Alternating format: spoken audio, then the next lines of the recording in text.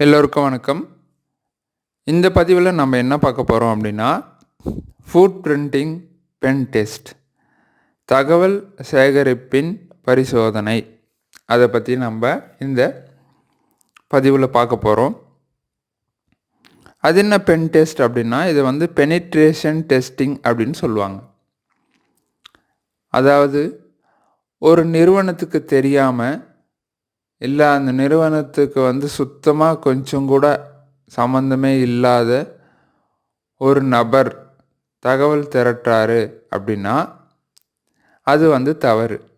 இதுவே அந்த நிறுவனம் ஒரு நபரை நியமித்து பாதுகாப்புக்காக தகவலை திரட்டுங்க அப்படின்னு சொல்கிறாங்க அப்படின்னா அது தவறு இல்லை.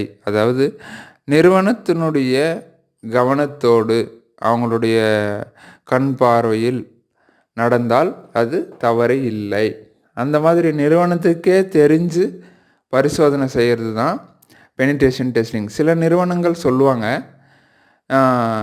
அவங்க வெளிப்படையாகவே சொல்லுவாங்க, நீங்கள் வந்து எங்கள் நிறுவனத்தை பற்றி தகவல் சேகரித்து எந்த இடத்துல வீக்னஸ் வல்னரபிள் அந்த பழுது இருக்குதோ பாதுகாப்பு குறைபாடு இருக்குதோ அப்படின்ற மாதிரி அதை சொன்னீங்கன்னா நாம் அதை நிவர்த்தி பண்ணலாம், உங்களுக்கு சில பரிசு தொகை உண்டு அப்படின்னு சொல்லுவாங்க. இதை நிறுவனத்திலேயே ஒரு ஆள் வச்சுருப்பாங்க பாதுகாப்புக்காக. அவங்களையும் வந்து என்ன பண்ணுவாங்கன்னா, அவங்க வந்து பரிசோதிக்க சொல்லுவாங்க. சரிங்களா? அந்த பரிசோதிக்க சொல்கிற ஒரு நபர் இருக்கார் இல்லைங்களா, அவர் நிறுவனத்திலே வேலை செய்யலாம் இல்லை வெளியிலையும் இருக்கலாம். அவரை தான் பெனிட்ரேஷன் டெஸ்டர் அப்படின்னு சொல்லுவாங்க. சரிங்களா? பரிசோதகர். சரி, இந்த தகவல் சேகரிப்பை எந்தெந்த முறையிலெல்லாம் பரிசோதிக்கிறாங்க அப்படின்றத நம்ம பார்ப்போம்.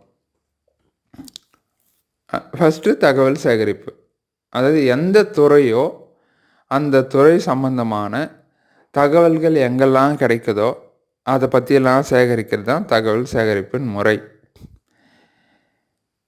சர்ச் இன்ஜின், அதாவது கூகுள், அதுக்கப்புறம் வந்து பார்த்திங்கன்னா பிங்கு, யாஹூ, இதெல்லாம் எனக்கு தெரிஞ்ச சில சர்ச் இன்ஜின்ஸ். சரிங்களா? யாண்டெக்ஸ், இந்த மாதிரி சர்ச் இன்ஜின்லாம் போயிட்டு தகவலை தேடுறது. சரிங்களா? அதுக்கு அடுத்து தான் வந்து பார்த்திங்க அப்படின்னா food printing through social media.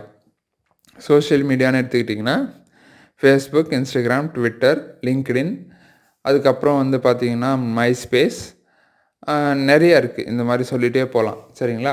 இந்த மாதிரி நிறைய வலைதளங்களில், சமூக வலைதளங்களில் நம்ம என்ன பண்ணலான்னா தகவல் சேகரிக்கிறாங்க அப்படின்னு சொல்கிறாங்க. சரிங்களா? சரி, அதுக்கப்புறமா இணைய பக்கம், வெப்சைட் ஃபுட் பிரிண்டிங். ஒரு இணைய பக்கத்துலேருந்து எவ்வளோக்கு எவ்வளோ தகவல் எடுக்க முடியுமோ அவ்வளோக்கு எவ்வளோ தகவல் எடுக்கிறாங்க அப்படின்ற மாதிரி சொல்கிறாங்க. அதுக்கு அடுத்து தான் வந்து பார்த்திங்க அப்படின்னா, நம்ம தாண்டி வந்துட்டோமோ இல்லை இவ்வளோதான், அதாவது தகவல் சேகரிப்பு, அப்புறம் சர்ச் இன்ஜினில் தேடுறது, சோஷியல் மீடியாவில் தேடுறது, இணைய பக்கத்தில் தேடுறது, அதுக்கப்புறம் வந்து பார்த்திங்க அப்படின்னா இமெயில் சம்மந்தமாக பார்த்தோம் இல்லைங்களா, இமெயிலில் வந்து தகவல் சேகரிக்கிறது. அதை தவிர்த்து இதுக்குள்ளே இன்னும் நிறைய விஷயங்களை நம்ம வந்து பார்த்தோம். சரிங்களா?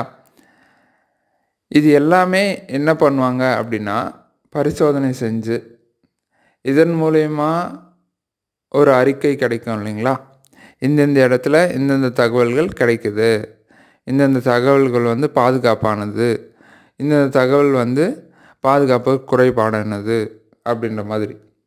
சரிங்களா? அந்த அறிக்கையை என்ன பண்ணுவாங்க அப்படின்னா தான் எங்கே சமர்ப்பிக்கணுமோ அந்த நிறுவனத்துக்கிட்ட சமர்ப்பிப்பாங்க. சரிங்களா?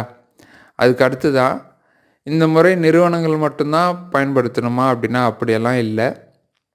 நமக்கு நாமே கூட சுய பரிசோதனை செஞ்சு அதை வந்து ஒரு அறிக்கையாக தயார் செய்து இதில் இந்த தகவல்கள்லாம் நம்மளை பற்றி வெளியே தெரிகிறது பாதுகாப்பானது, இதெல்லாம் தெரிய வேண்டிய அவசியம் இல்லை அப்படின்ற மாதிரி நாம் நம்மளுடைய தகவல்களை சுய ஆய்வு செஞ்சு தேவையில்லாத தகவல்களை எடுத்துட்டு பாதுகாப்பாக இருக்கிறது நம்மளுடைய கடமை. சரிங்களா? நம்மளையும் சுய பரிசோதனையும் செஞ்சு இதன் மூலிமா பாதுகாத்துக்கலாம் அப்படின்னு நான் சொல்ல வரேன். சரிங்களா? சரி, அடுத்த பதிவில் இன்னொரு புது விஷயத்தோடு சந்திப்போம். நீங்கள் உங்களை பற்றின சுய பரிசோதனை செய்ய ஆரம்பிச்சிட்டிங்களா இல்லையா அப்படின்றத கமெண்ட் பண்ணுங்கள். அடுத்த பதிவில் பார்ப்போம். நன்றி.